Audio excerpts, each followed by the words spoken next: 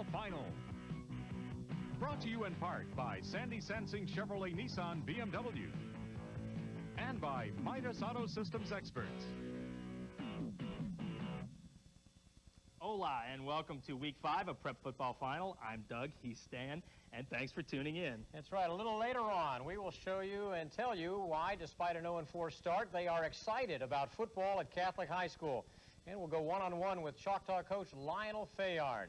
But we will start tonight at Pensacola High, where the Tigers, looking to stay unbeaten tonight in a big rivalry, hosting the Washington Wildcats. The Wildcats got their first win last week, and looking to build on that, maybe turn it into their first winning streak. It was 7-6 first quarter. Larry Simmons for PHS finds Bo Travis 17 yards, 14-6 Tigers.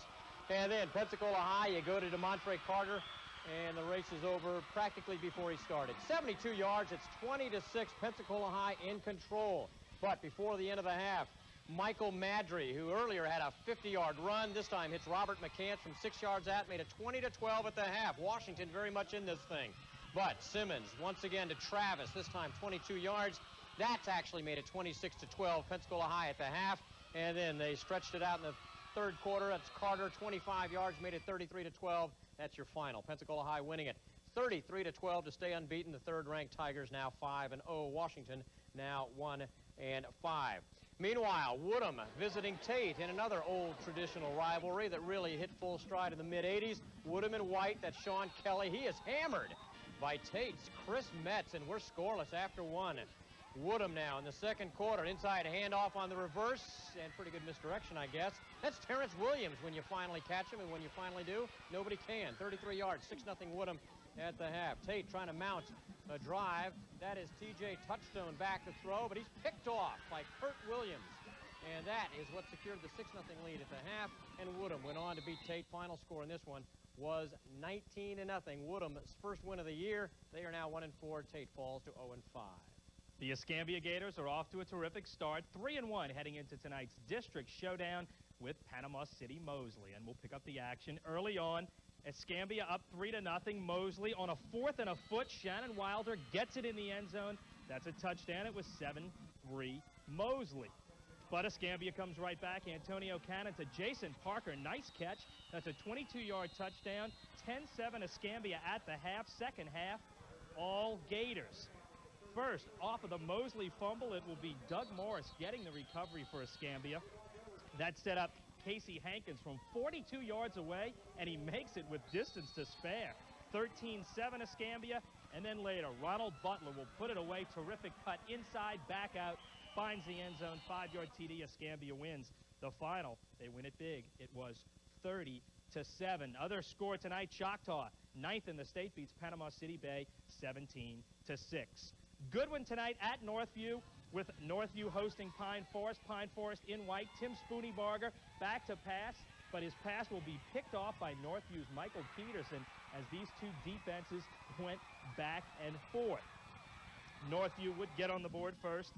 This is Tyrus Moore. He'll get around the outside. He'll take it 20 yards for the touchdown. It was 7-0 Chiefs after one. Second quarter, Northview quarterback Josh Long, and watch this. The ball is taken away by West Southern, but Long will chase him down, make the tackle. They didn't score off that possession, so it was a big tackle, but Pine Forest would come back and score later in the second. Alan Cotton, the sophomore, 14 yards, touchdown, 7-7 at the half, and Pine Forest goes on to win it. They are now 3-2 on the year, having a terrific year. The final was 22-13, and it was Walton beating Gulf Breeze in a good game, 33-21. And tonight in Okaloosa County, the unbeaten Niceville Golden Eagles looking to stay that way against Mobile Power Murphy. John Linder was there. Joins us now from our Fort Walton Beach newsroom. John. Alrighty, thanks, Dan. Homecoming, folks. It's a time to crown a new queen. Time for alumni to return to their alma maters. And oh yeah, how about a little football, say, between two Class 6A powerhouses, Niceville and Mobile Murphy. To the action we go, 3-0, second half. And yeah, Curtis Donald goes in from 1-7-3 Murphy. More Murphy again. It's Donald with the catch and run, and it's a big catch and run. In fact, it's 46 yards to pay dirt. He's one of the best in Alabama, showing you why. 14-3 Murphy, and Frank Sorrells. Ooh, it's going to be a long night. But here comes Niceville. Chad Smith with the plunge, 14-9. Everyone's excited. Going for two, Ty Hansen to Jake McClendon. It's good. 14-11. Murphy still on top after a solid defensive stand. 1:46 left in the game. 3rd and 5 for Niceville. Complete to Calvin Coleman to keep the drive alive. Here's the Niceville bench. Come on, let's go. Next play. Hansen to the end zone for the win. It's picked off. Edward Williams picks it off for Murphy, and they go on to win it big, 14-11. The win for Mobile. Murphy ups their record to 3-2, while the loss gives Niceville their first of the year at 4-1. This was not a district game, but you could have fooled the standing room only crowd. They all saw an excellent matchup. Now we will zip it back to Pensacola to Mr. Mouton and Mr. Shugart. Thank you very much, Mr. Linder. Crestview is on the road tonight in Tallahassee for a district game against Godby. Godby always tough, and apparently tough again this year, as Tallahassee Godby a 44-21 winner over at Crestview tonight in Tallahassee. Crestview now 2-2. Baker tonight hosting 11th ranked Port St. Joe, and Baker looked good tonight. This is number 26, Leroy Bradley, and what an effort by Bradley, cutting back, and he will find the end zone. This put Baker up 7-0.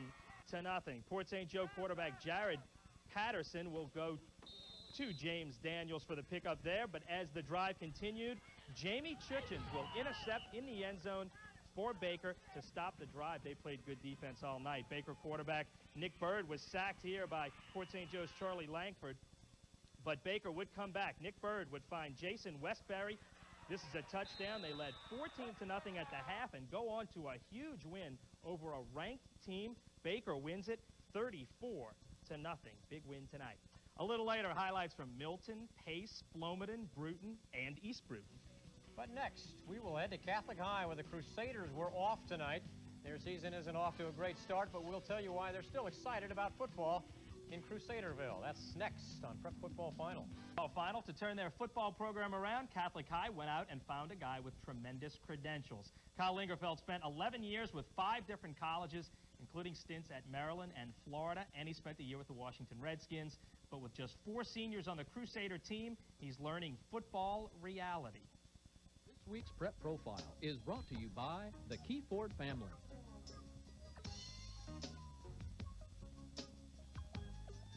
It hasn't been the kind of start Kyle Lingerfeld was hoping for.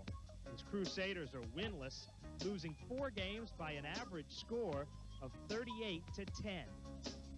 We've tried every scheme. We've tried a 50 front, 40 front, split 6 front, those type things, but it comes down to working hard in the weight room and tackling and hitting and running and passing and catching. And right now we're not real good right there.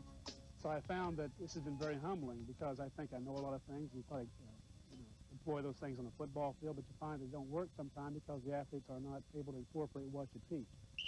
But while at many schools, boosters and administrators would be upset with the start, at Catholic, they couldn't be happier with the job Kyle Lingerfeld has done. We don't base success in our athletic program on wins and losses. I don't think that anybody should. As long as the kids leave with a positive experience, as long as they're being taught the right things, I think those are the most important things as far as having a successful athletic program. Is there the potential here to win? Absolutely there is. It's a, you've got, when we got here, Coach LeBounty, the athletic director, realized that we had to put some money and some effort into building a nice strength program. They had a very average one here when we got here, and because of their efforts and the parents and the booster club, we have a tremendous weight room right now. We're starting to use that thing more and more, so things like that carry over to the football field and victories. It's just not going to happen right now. This is a first-year program. We really haven't had a strength program.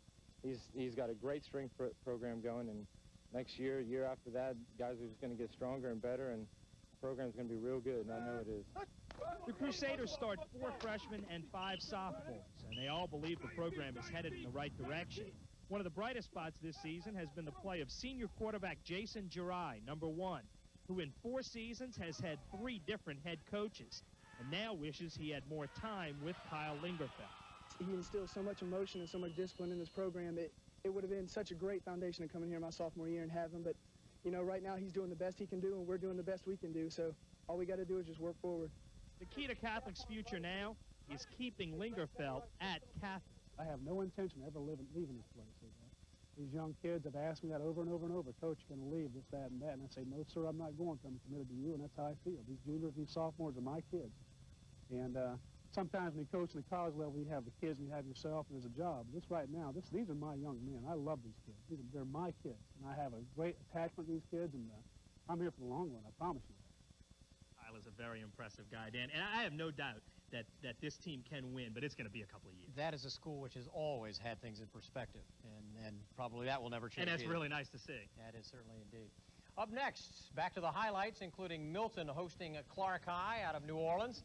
Tonight, the Panthers were hosting Clark High School of New Orleans, but they were also honoring some of their best from the past, including a graduate of the class of 1971, Curtis Williams, who was a three-sport star. We'll see Curtis up in a few seconds. There were 12 inductees altogether into the Milton Athletic Hall of Fame tonight. To the game, Milton hosting Clark High School as they break through Clark, frankly, not one of the more powerhouse schools of New Orleans, and you can see it tonight. Bert Hudson breaks through 28 yards, running over defensive backs for the touchdown. 7-0 Milton. Next time with the ball, Carl Jernigan starts one way, goes the other way. He'll keep it, dives into the end zone, 4-yard touchdown. 14-0 Milton after one. Second quarter still. Milton now up 28-0. They played terrific defense all night. Clark's pass is intercepted there by Milton, and Milton kept it up. It set up this touchdown as Bert Hudson will leap over his own man there. He'll take it into the end zone, 11 yards. 35-0 at the half. Not very close. The final, Milton 49-0 over Clark. Dan? It's a big month for the Pace football team. The next 4 weeks, the Patriots will play all 4 of their district games beginning tonight against Mariana, and a big one it is. And third and long, where we will pick up the action in the first half. It's third and long for Mariana. Jake Mathis scrambles, and he takes a late hit out of bounds. And that kept the drive alive. Next play, Mathis finds James Thomas from 33 yards out. It's 7-0 Mariana at the half. Now, third quarter, Pace trying to turn things around. First play, Mathis fumbles, and Brad McLaughlin picks it up, powers his way in from 6 yards out. We're all tied up at 7-7. And still in the third quarter, it'll be Pace's Jimmy Honeycutt from 32 yards. That gives him a 10-7 lead. And in a big district opener for the Patriots, Pace beats Mariana and pulls away down the stretch, 23-7. The final. Pace is now 4-1 overall.